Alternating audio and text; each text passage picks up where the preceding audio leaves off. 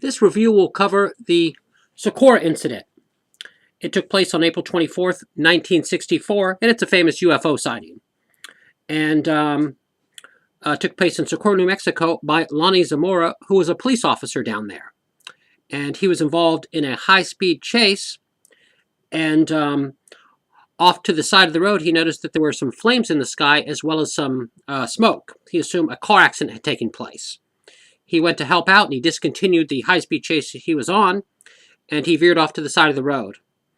As he veered off to the side of the road, he realized he was within 150 feet of a alleged flying saucer. It was oval-shaped, and it had 4 legs protruding up from it as it had landed, and there were 2 extraterrestrials out front in white uniforms. And also there was a red insignia on it, which he actually could see as he was only about 150 feet away. He exited his vehicle, and it appears as though the extraterrestrials realized the car as well as the person were getting too close to them, so they returned to the flying saucer, and there was some roaring noises and some flames, and it took off. And here's a little more background on it. One moment, please. Let me get this on the screen.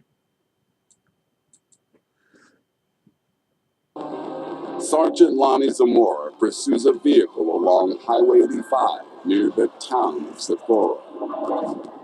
Lonnie Zamora is an experienced on-duty police officer engaged in a high-speed chase when all of a sudden his attention is caught by a flame in the sky.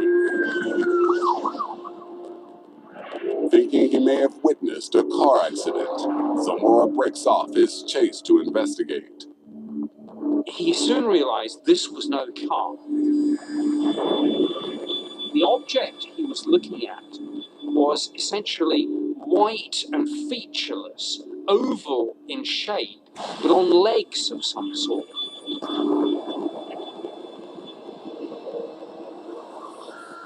Suddenly, in the distance, flame shoots out from the bottom of the object, and it takes off. After the object took off, Lonnie returned to his vehicle and radioed for backup. An alternate police officer arrived a few minutes later, and they noticed that the bushes were burning from the location where it had landed and taken off, and there were landing gear imprints. Also, the military arrived shortly, and they had equipment to test radiation, and radiation was detected at that particular location. Okay.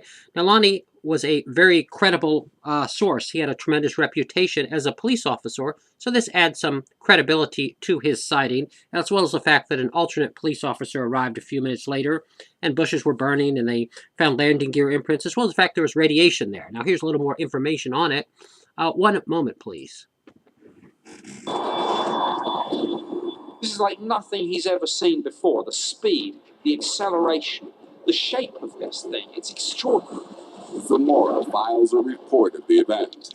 It becomes known as the Socorro incident. The FBI, the Army, the Air Force, everyone wants to know what's going on. Zamora saw the craft just a few miles from the White Sands missile range, home to the U.S.'s classified weapons delivery systems. 30 years later, 2 former military officers revealed that at White Sands in 1964, there were experiments going on with the lunar surveyor. In preparation for the Apollo missions, NASA's lunar surveyors gathered data about the lunar moon's surface. Pre-mission testing took place in the New Mexico desert. These survey probes, when they were tested on Earth, were deployed by helicopter. And this is almost exactly consistent with what Lonnie Zamora saw. Did Zamora see a NASA probe? While some of the facts fit, many investigators point to discrepancies in the theory. Helicopters are loud. And he would have heard that. He would have seen the helicopter. Lonnie Samora reported this object as being about 30 feet to 40 feet long. The lunar surveyor, however, is only about 14 feet long. As you can see, the Lonnie Mazora has his critics as well as his supporters. Some believe him, some don't.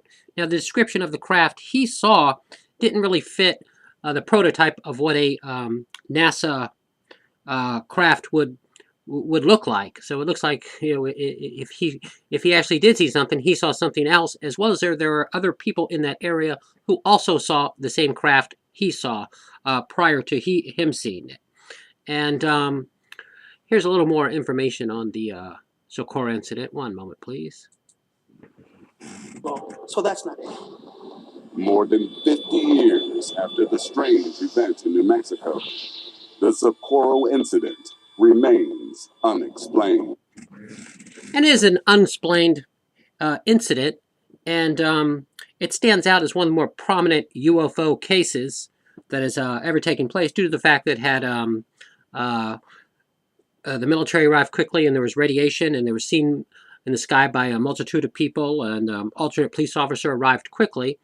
And as time went forward, Lonnie Zamora eventually retired from the police force and became saturated with all the inquiries and separated himself from the all inquiries from the media as well as UFO groups that wanted to interview him. And he has since passed on. But this is quite a case, and if you've followed the UFO phenomenon, you've probably seen it on TV. If not, hopefully this is a good and informative review. If you've heard about this before, it's a quick flashback. But hopefully everything uploaded, and that should do it. And one moment, please.